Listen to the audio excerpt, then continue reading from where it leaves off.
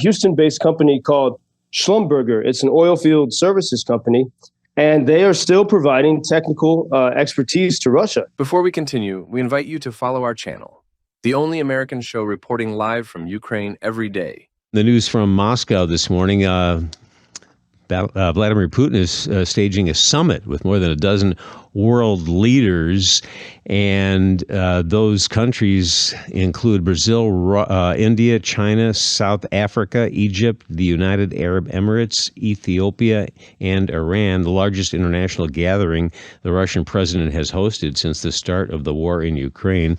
Let's check in with Joseph Lindsley in Ukraine. And Joe, what do you make of this? And I imagine Ukraine will be topic one, and probably the Middle East number two. What do you think?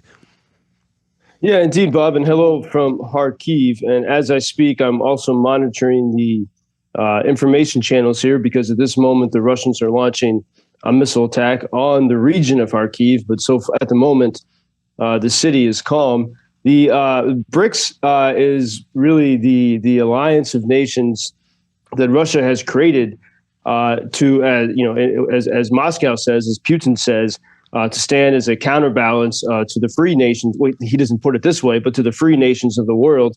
And in fact, I didn't know this until recently, but on September 11th, 2013, Putin had an op-ed in the New York Times where he was laying out this kind of vision, that he was going to be some kind of counterweight to the United States. And he put it, that, standing for, sovereignty. It's interesting. If you read that op-ed, everything that Ukraine says they're standing for is what Putin claimed to be standing for.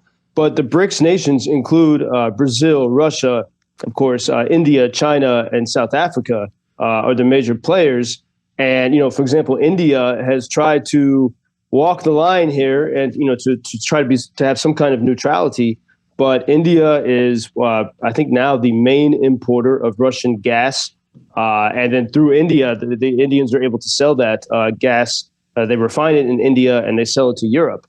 And so India is actually significantly helping Russia's war effort. And as the BRICS nations gather to meet, notably, the United Nations Secretary General will be there, which is interesting because he was not at President Zelensky's peace summit in Switzerland.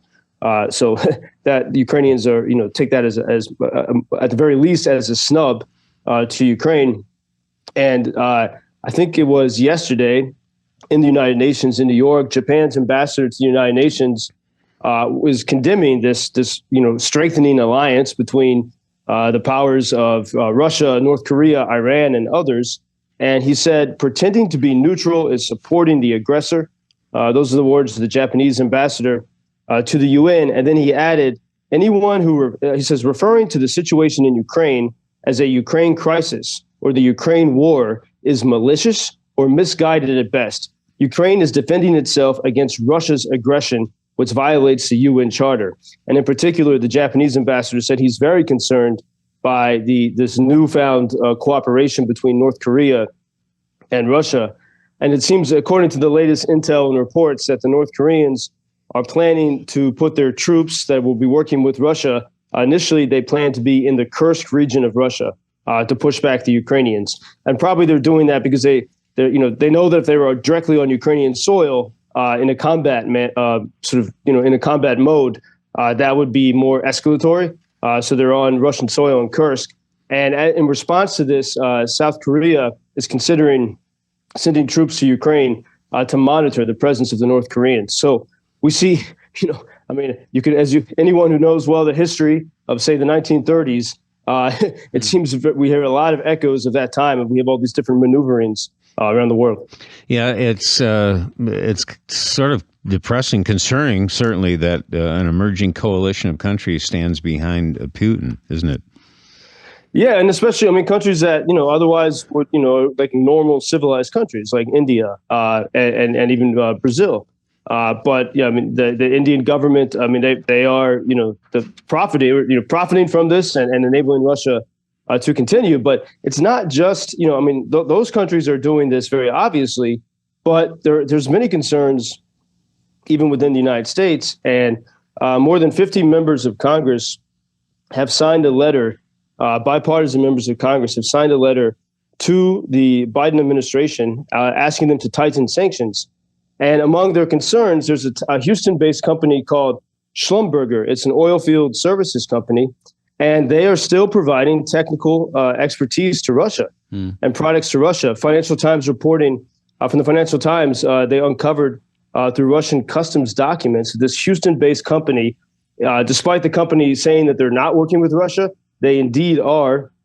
And Representative Lloyd Doggett, Democrat from Austin, Texas, said that the U.S. government is funding both sides of this war. Joseph, on a lighter note, listen to this email about our talk yesterday. Hey, Bob, what's so bad about 14-hour or longer train rides? Okay, some are better than others in the United States, but truth teller Joseph Lindsley has the right idea. Get a room with a bed and go to the dining car to talk to people you don't know. Can be a great change from air or car travel as long as you ride the right train. And you did yesterday, didn't you? I completely agree. And especially if you're traveling through a war and you don't have good cell service, you have no idea what's going on, and you can have a bit of a break. And some people were asking me after the show yesterday what kind of Italian sandwich I had. I was made by great bakers in Lviv with porchetta and pesto and fresh bread. And so a nice meal, some good drink and good company on the train is actually a bit of a retreat in the wartime. And the contrast to just a few minutes, about an hour after we finished talking yesterday, Bob, the air raid alarms began to sound. I was walking, as I was doing my broadcast outside, and some friends in Kharkiv had gathered around, just sort of a live audience there. And after we finished, we were walking through this beautiful park, the city garden in the middle of the city, and the air raid alarms began to sound. It was turning into twilight.